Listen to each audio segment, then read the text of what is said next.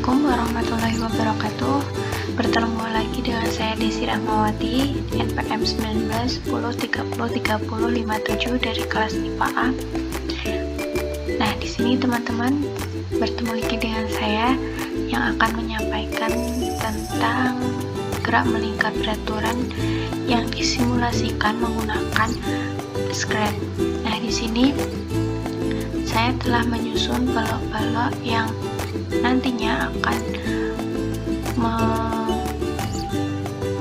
menyusun proyek simulasi gerak melingkar beraturan. Nah, apa sih itu gerak melingkar? Nah, gerak melingkar itu merupakan gerak yang menghasilkan lintasan berupa lingkaran tentunya. Kemudian gerak lingkaran terjadi karena vektor kecepatan atau V dan percepatan atau A selalu saling tegak lurus. Lalu besaran-besaran dalam gerak melingkar menggunakan besaran sudut.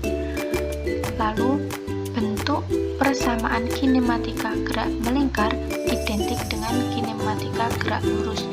Jadi pada gerak melingkar beraturan itu misalnya terdapat kecepatan sudut. Kecepatan sudut itu disimbolkan dengan omega. Nah, di sini ya omega. Kemudian omega itu dapat dicari dengan rumus 2pi kali F atau 2pi per T. T itu periode dan F itu frekuensi. Nah, pada balok-balok yang telah saya susun ini terdapat beberapa variabel, yaitu diantaranya ini merupakan posisi awal, kemudian ada jari-jari, ini jari-jarinya 100 meter, kemudian T-nya 0, omeganya saya setting 10, omega itu satuannya rad per sekon. Kemudian terdapat fungsi posisi X dan Y dengan rumus. Fungsi posisi X itu dengan rumus R kali cos omega kali T. Kemudian fungsi posisi Y-nya R kali sin omega kali T. Lalu terdapat balok pendukung seperti erasal, pen up, set pen color, kemudian set pen size. Lalu terdapat pengulangan, balok pengulangan yang di dalamnya terdapat rumus fungsi posisi X dan Y, kemudian go to X, Y, kemudian change T. Change T ini merupakan tingkatan waktu yang nantinya akan tercatat di sini. Nah, mari kita coba.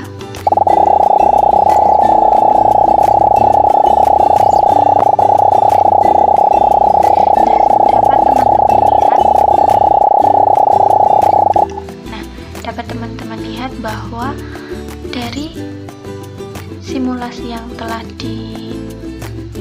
dijalankan, maksud saya menghasilkan titik-titik yang terlihat. Nah, seperti ini. Titik-titiknya terlihat sama satu sama lain jaraknya. Nah, ini merupakan titik-titik, ini berarti titik-titiknya itu jaraknya satu sama lain itu jaraknya sama, atau waktu yang ditempuh oleh titik satu ke titik yang lainnya itu sama, yaitu 0,5. Kemudian jika jari-jari gerak melingkar tetap dan kecepatan sudut berubah, apa yang terjadi? Misal ini jari-jarinya tetap, kemudian kecepatan sudutnya kita ubah menjadi 2 kali lipat, 20. Apa yang terjadi?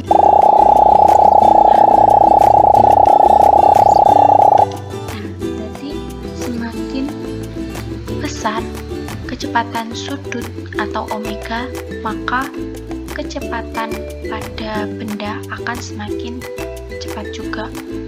Kemudian titik-titiknya itu semakin renggang. Kemudian jika kita kurangkan, misal tadi 10, kita ubah menjadi 6. Kita coba.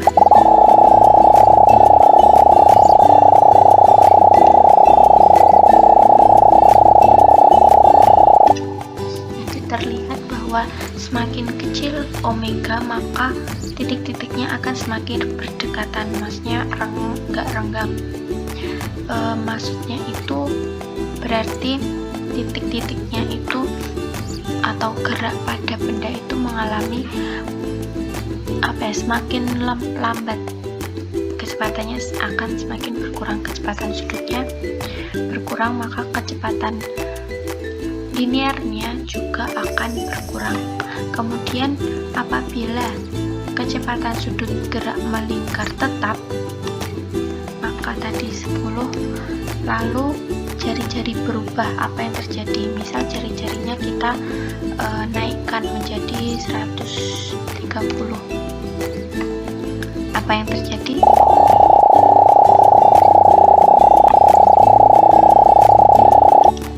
Nah, berarti lintasannya akan semakin lebih besar ya. Lintasnya tadi kan kalau 100 kan sekitaran sini. Nah, ini jari-jarinya ditambah menjadi 130, maka akan semakin lebih, jangkauannya itu akan semakin lebih lebar gitu. Jika jari-jarinya kita turunkan, tadi 100 berarti sekarang menjadi 70 misalnya. Apa yang terjadi?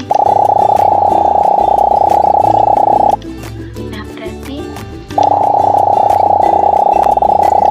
berarti lintasan apabila jari-jarinya diperkecil, maka lintasan pada benda itu akan semakin lebih sempit atau lebih sedikit lintasannya. Ruang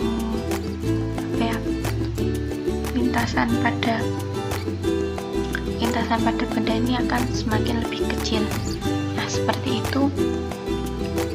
Sekian dari saya. Apabila ada salah kurangnya saya mohon maaf. Wassalamualaikum warahmatullahi wabarakatuh.